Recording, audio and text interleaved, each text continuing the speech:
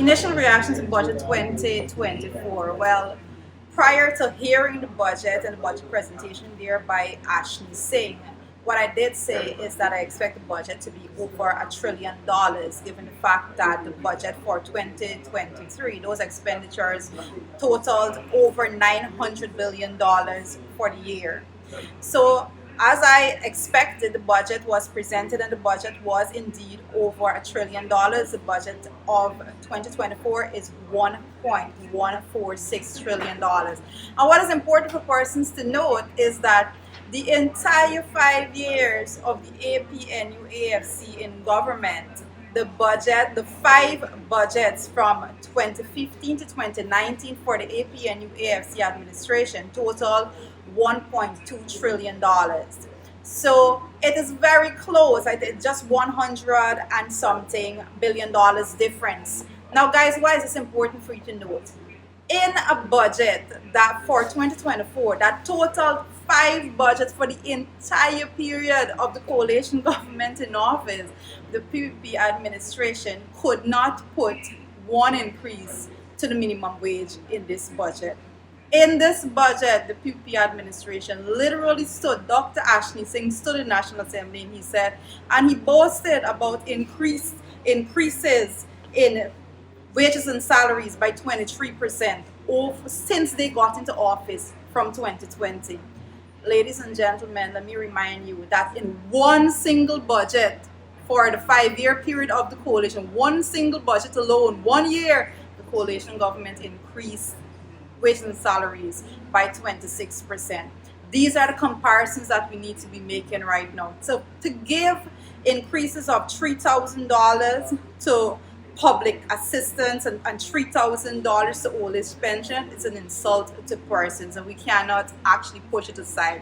But I want to say, when the budget presentation started, Dr. Ashley Singh said, and he said, stay in the course. That is the theme for budget 2024. They're staying the course. And true to his word, the PPP has stayed the course. They have provided no real measures to alleviate the punishment of the lower class in society.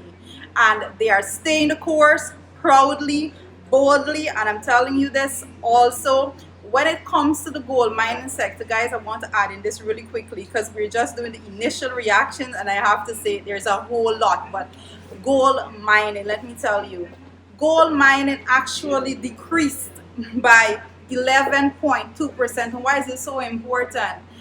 Gold is one of, before we had oil, gold was it. We heavily depended as an economy on gold.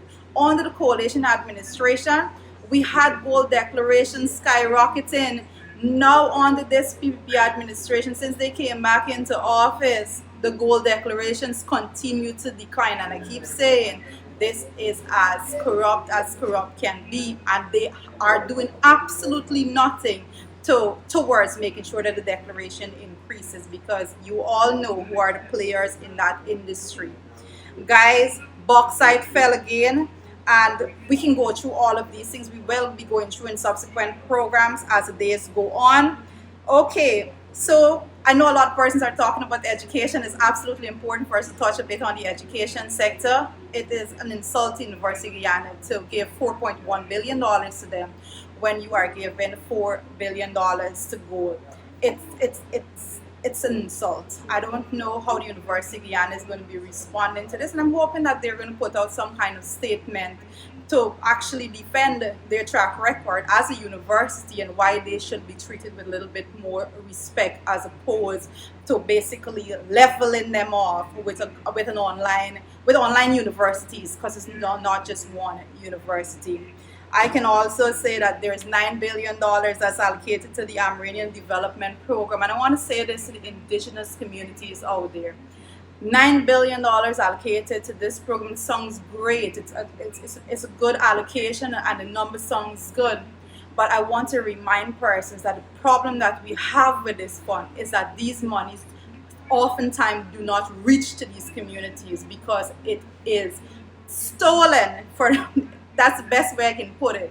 It is stolen by players within the administration We have had cases, and I want to remind persons that it was in 2002 that $3.1 billion was put into the Amerindian Development Fund, and then it was removed out of that fund and placed into the Amerindian Purpose Fund.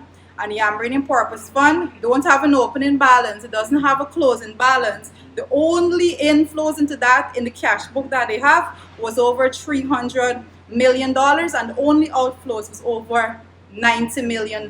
It is as corrupt can be.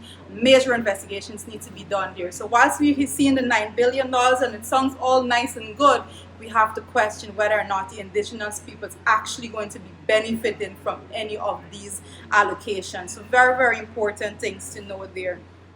As I said, the old age pension from $33,000 to $36,000. I don't understand how Ashley Singh had the temerity to stand there and actually say those words when the budget that he's presented is $1.1 trillion. The very first time in the history of our country you are having a budget over $1 trillion, but $3,000 increase to the old age pension. Public assistance, the same thing, like I said. Now guys, it is absolutely necessary for you to understand that we were asking for the income tax threshold to be increased to $150,000. Today, in the announcement in the budget, the income tax threshold was actually increased by $15,000. But what is super important for you to understand is that when there is actually no adjustment in the minimum wage, we have no real benefit being given to the minimum wage earners in the country. So again, the budget fails to address measures and put measures in place that is going to be beneficial to the most vulnerable persons in society. And I have to say that the PP administration, they continue to not see the need to heavily invest in the most vulnerable in society. They continue to make sure that the capital intensive budget that they push it's coined in such a manner that their friends and families will be benefiting the most. And lastly, as I go, my last initial reaction is that the PPP administration has boldly announced there that they will be coming back into the National Assembly to further increase the ceiling, increase the debt ceiling. So what they're saying to you is that yes, we're getting more money. Yes, the oil and gas sector is booming, but they are going to be going out there and borrowing more every single year. So that's it from me for my initial reactions, and I'll keep going as the days go on.